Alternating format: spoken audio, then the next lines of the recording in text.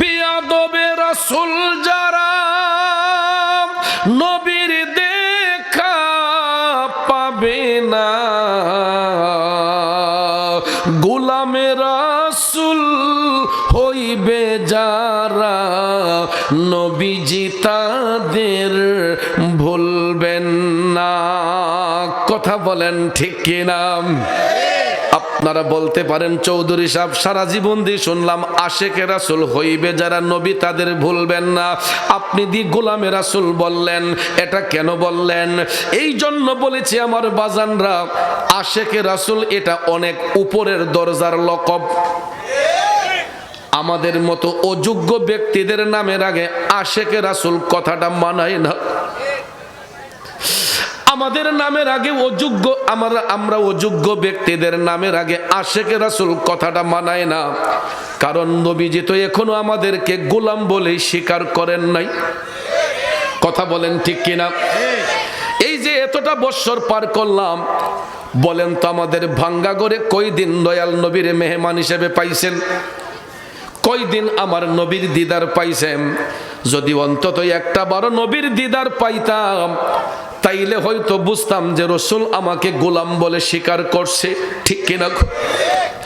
আশেকে রাসূল তো অনেক উপরের দরজার লকব।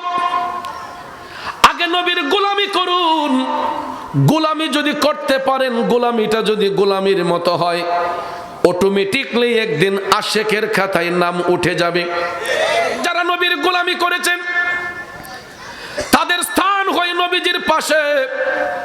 হযরত আবু বকর সিদ্দিক, হযরত ওমর রাদিয়াল্লাহু তাআলা আনহুমা আমার নবীকে ভালোবাসার কারণে তারা দুইজন আমার নবীর পাশে শুয়েছেন। কথা বলেন ঠিক কিনা?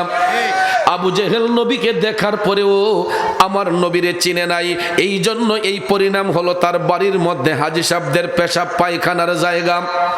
বন্ধুরা আমার, বাবাজিরা, অথচ দেখে আমার নবীর জামানায় থাকার পরেও জাহিরি চোখ দিয়া কোনোদিন আমার নবীর সাথে সরাসরি দেখা সাক্ষাৎ হয় নাই।